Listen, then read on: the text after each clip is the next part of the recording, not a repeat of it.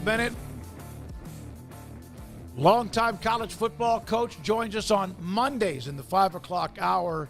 And my goodness, Coach, Craig, Paul, and I, we have a lot to get through. We'll get into the game in Austin and much more in just a moment. But we know how close you are to Seth Littrell. And that decision yesterday by Brent Venables to change offensive coordinators to Joe John Finley, who's another OU grad. What do you think has happened there? Was it Seth? Was it what he has to work with? Is it the offensive line with nobody coming back? Was it the quarterback decisions? What have you learned? You know, before the season, the people that I talked to, not necessarily Seth, but they knew they were limited skill-wise offensively. You know, they put a lot of stock in their quarterback. If you look at them, being honest, David, you know, you see nothing, no game breakers at running back, no wide receivers. Obviously, Arnold needed some help. He wasn't able to get it. Their line are mostly portal guys who look like they might have missed on. So, you know, I think that when you look at Seth's situation, it all starts with the quarterback. And, you know, they had a chance to keep Gabriel last year, and Bennett didn't want to keep him. You know, it was something to do with NIL, and the kid felt it. So he immediately, you know, goes to Oregon. And it's just ironic they're the number one team in the country right now. So I think it's a multitude of things. Do you think that if Venables would have reacted differently to Gabriel bringing up NIL, that he might still be in Norman? I don't know exactly what was said, but I do know this. The people at Oregon told me that the kid felt like, you know, that he had to leave. So, you know, a lot of things are coming out of Norman right now. You know, I look at their schedule.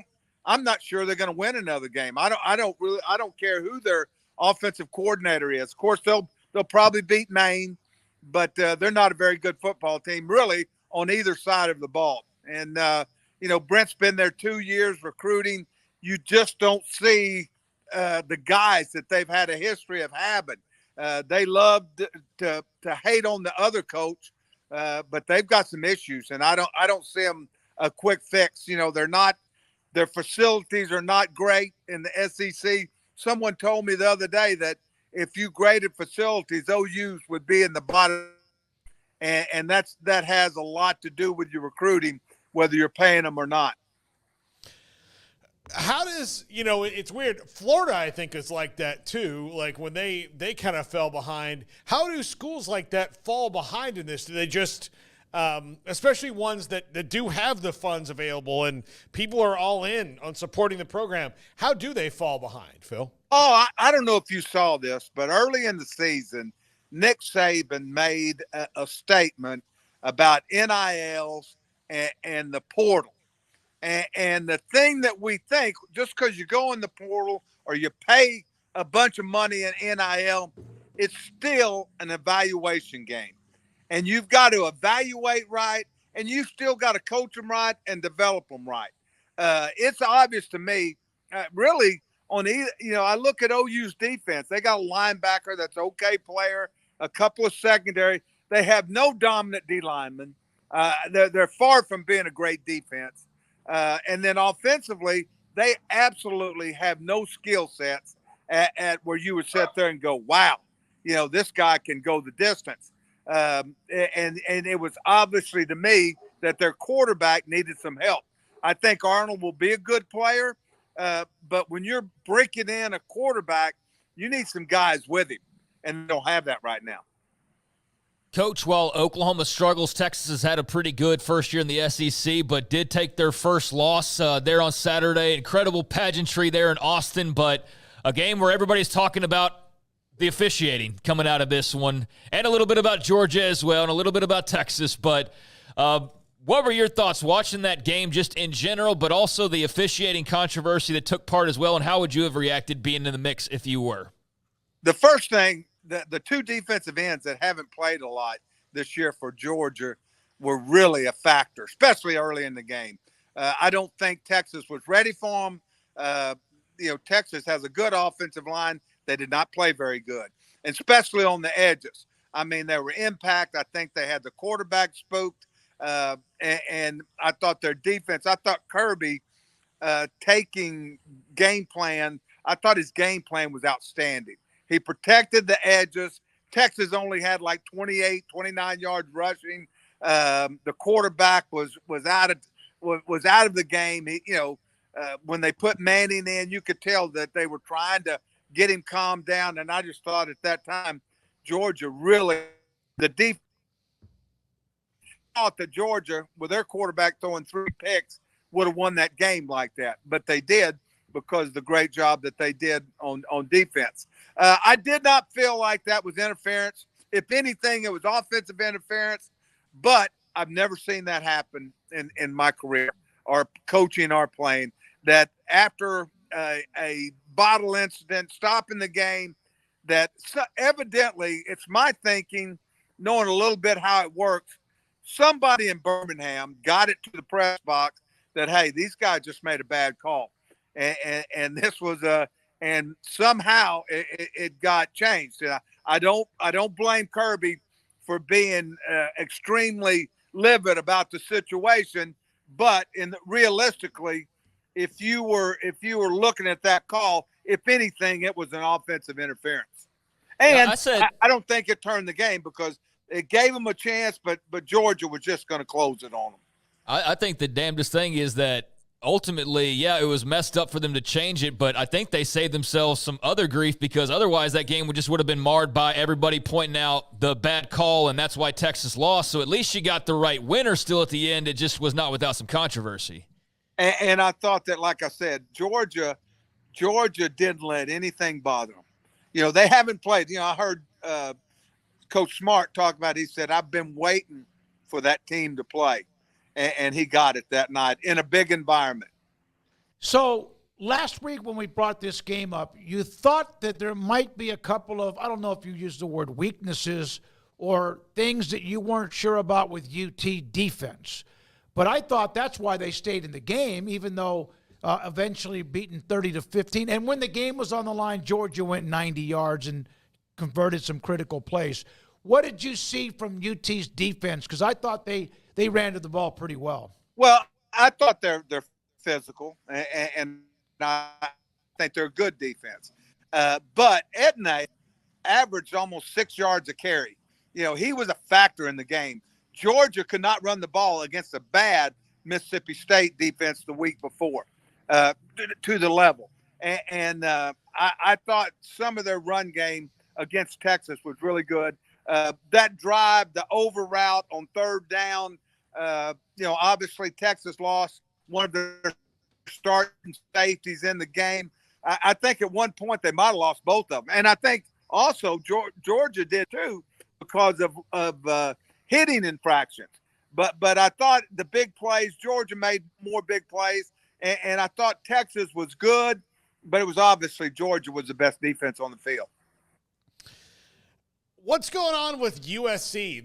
They don't seem like they should be 3-4. They've got a lot going for them, but they're the most confounding team in the country to me. Paul, I say this, and it's almost I can say the same thing I said about OU. I've watched USC 3 times. They've got a quarterback, it's first year starting, that is an okay quarterback. They have limited receivers, limited running back. I don't think their offensive line is dominating. And defensively, they still have issues. It's obvious when Maryland, who just got beat soundly by Northwestern, I mean, there was some issues. There still is issues defensively. They're not consistently stopping the run. Maryland takes the ball knowing they got to get down to kick a field goal, and they do it. So there's some quality positions that are not playing very well, and I'm not sure of their talent level, to be quite honest.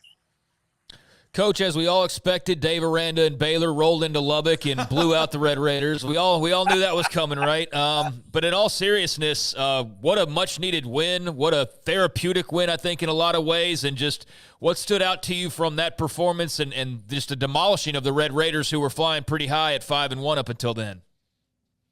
Obviously, the quarterback played really well. But I thought what really helped them was the ability to run the ball. They kept the Texas front. They got after them, and then their play pass. The receivers played good offensively. I thought Jake called a really good game. He attacked. I wonder. This NIL.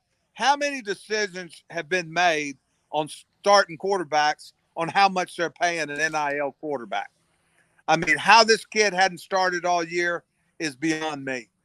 I think this kid is really a good player. I like everything about him. Even in the games that Baylor didn't win, it sure hadn't been at his feet. I really thought that he played like a big-time player. And I think that if he will continue to play, I think it made the defense better.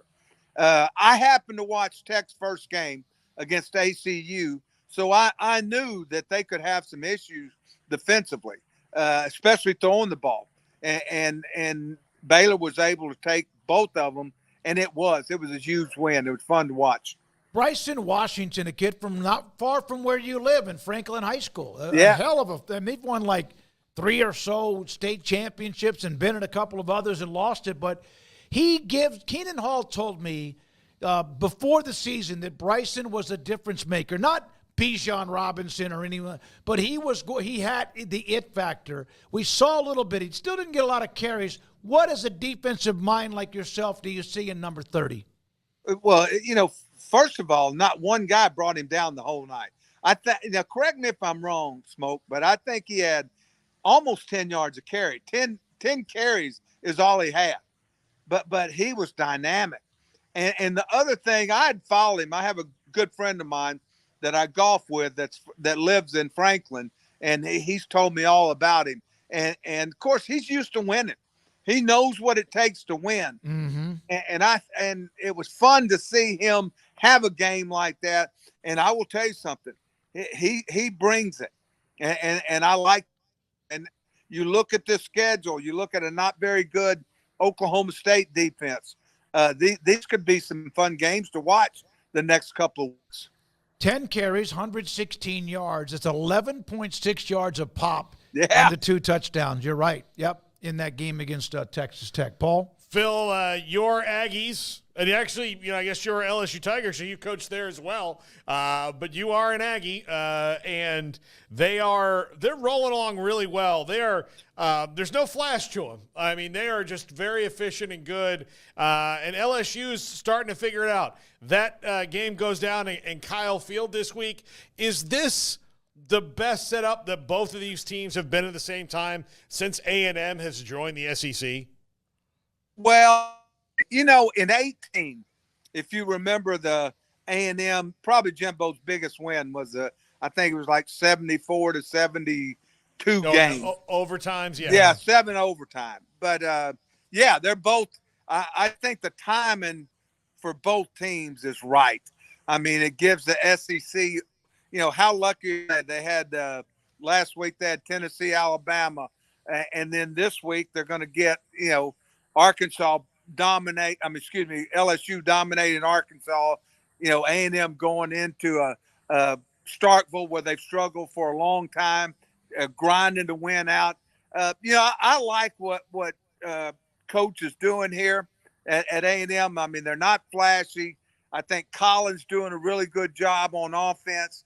Last week they were able to run the ball a lot and run it well against Mississippi State, and the quarterback didn't play great, but I think he can play better than that. And I thought defensively they did enough. Jeff is first time they've probably seen a tempo to the level that Jeff gave them, and of course Jeff helped them. I'm sort of still scratching my head on that fake punt at the 20-yard line in the second half. But I know A&M appreciated that. But I think this game this weekend can really – it's going to be a night game, and I think that it can be a fun game to watch. I think the quarterback at LSU is starting to hit a stride.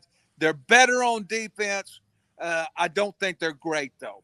I think A&M can still run the ball. I think they can do some things. I think this will be a fun game to watch. You mentioned Levy of Mississippi State there. His first time as a head coach. They're 1-6, but they played 1-5. They played Texas and Georgia back-to-back on the road. And then at home against the number 14 A&M squad, lost by 10 to Georgia, lost by 10 to A&M. They've got that young quarterback. It seems like even though the wins aren't happening right now, there's some positives that are building there in Starkville. Do you agree? Absolutely. Absolutely. I mean, they know they have work to do on defense. And the quarterback, he's going to get better and better. He's obviously very talented. The receivers are doing some good things. They're running the ball well. I mean, and Jeff is one of those guys. A lot of people, and I always said this about Art. It's not all about throwing. It's what the defense will give you. And he ran the ball, and they've got to do a better job defensively, and I think they can. But yes, I think there are some bright spots. And it's so saying we laugh. Art and I talked about. So you want to be a head coach? Those sometimes those press conferences, when they start making fun of you, are no fun. No, you're right about that.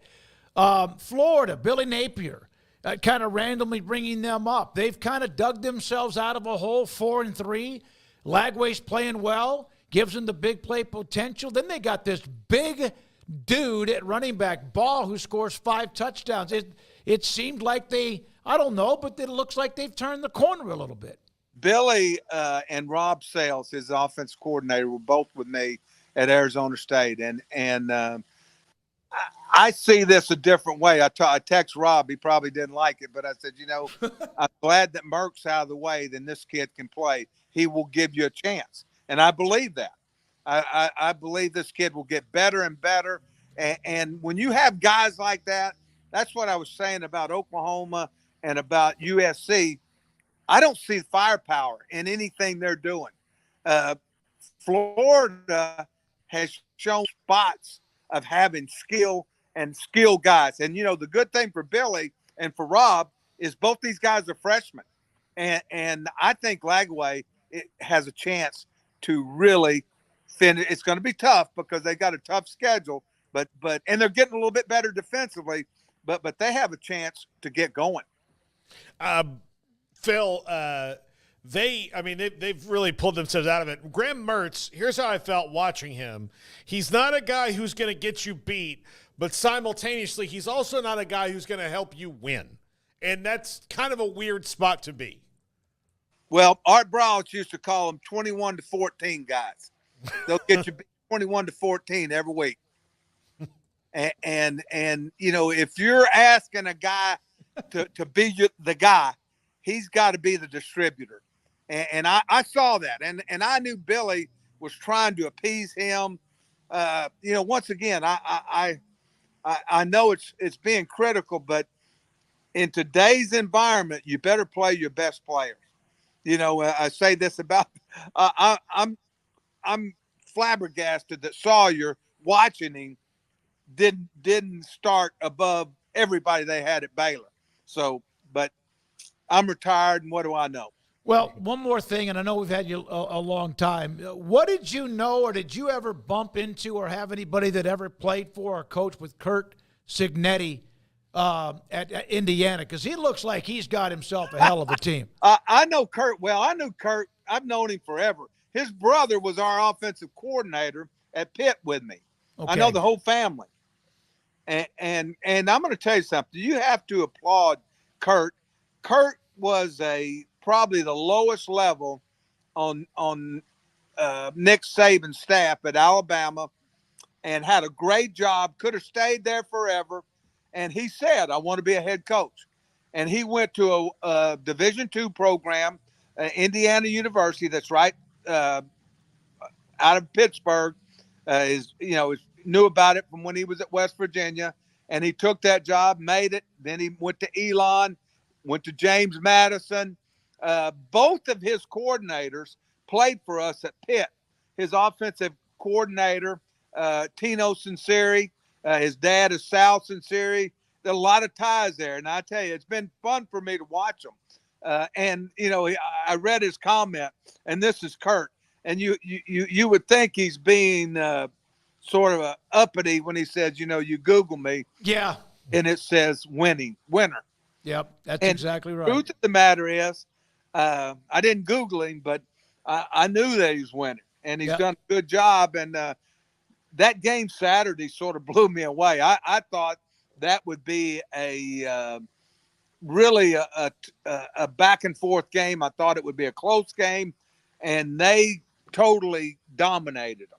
Yep, and it looks like if Rule and Nebraska aren't careful, this could be another late season slide. Ohio State's next. Oh, well.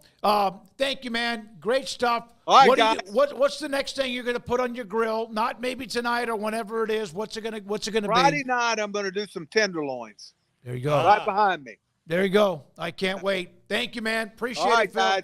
Coach Phil Bennett with us on 365 Sports.